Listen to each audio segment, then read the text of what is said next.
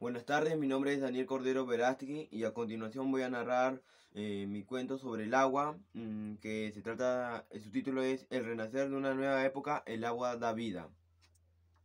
Agua, agua, agua.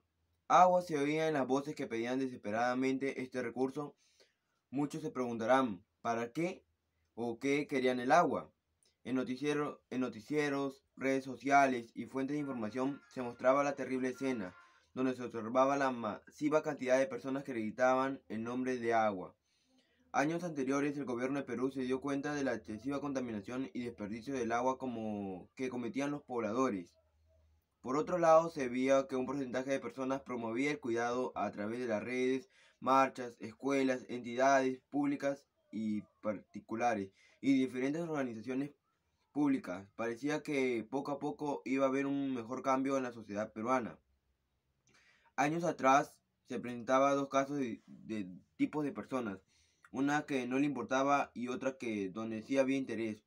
Francisco era una de las millones de personas que contaminaba el agua. Por otra parte estaba su amiga Micaela, una chica que apoyaba el cuidado de este recurso. Sabía la importancia y lo que pasaría si no cuidábamos de ella.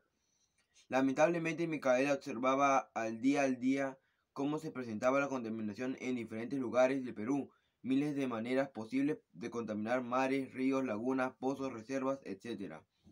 En el presente se veía de mal en peor la situación de escasez de agua, lagunas secas, mares contaminados, desaparición de especies marinas, ríos llenos de basura contaminados por el desagüe, caos tras caos. Para esto, Micaela era fundadora de una organización que recogía desechos de los ríos y mares convirtiéndolos en combustible muy útil.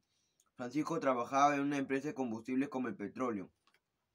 La organización de Micaela ayudaba a retardar el suceso inevitable del agotamiento del agua, pero una acción de la empresa donde trabajaba Francisco hizo que la última gota de agua se acabara. La irresponsabilidad de aquellas personas que manejaban esta empresa causó un hecho que quedó para la historia. Fuga de petróleo en el río Amazonas ocasionó que todo fuera contaminado, mares, ríos, lagunas, hasta lugares donde desembocaba el río fueron contaminados. Lugares del Perú se quedaron sin agua. Pueblos, ciudades se vieron muy afectados por el suceso. Aquellas personas que intentaron ayudar sus esperanzas fueron fulminadas en las noticias. Se observaba la desastrosa escena. Muertes de animales y extinción de ecosistemas fueron una de las escenas de las traumáticas que se vivió. Miles de peruanos se unieron ayudar y a solucionar este problema, pero ya era muy tarde. Por otro lado, se hizo viral la noticia: empresas entra en llamas, cientos de trabajadores se encontraban encerrados y sin escapatoria. Todo sucedió por un cortocircuito que hizo que barriles de petróleo explotaran. Se oían gritos de auxilio desesperadores que pedían ayuda. También las voces decían agua, agua, agua. Este hecho dio vuelta por el mundo. Países vecinos ayudaron a controlar el incendio y evitar expansión de este. Días después se dio a conocer la lista de fallecidos. Fueron 427 víctimas. En una de ellas estaba el nombre de Francisco. Cientos de familias reportaban la pérdida de familiares. La empresa fue cerrada y multada. Tal vez era el fin de una, pero así no fue. El gobierno del Perú, junto a otras empresas, descubrió una solución. ¿Cuál era?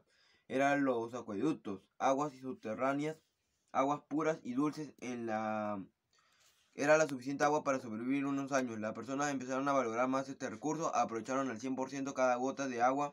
Con el tiempo, los mares, ríos y lagunas fueron descontaminados con el proyecto de un chico que con el cabello de las personas hacía que se pudiera quitar el petróleo del agua, y con ayuda de todos y unión de todos se pudo evitar un catástrofe. Al fin se presentaba un nuevo Perú y una nueva época.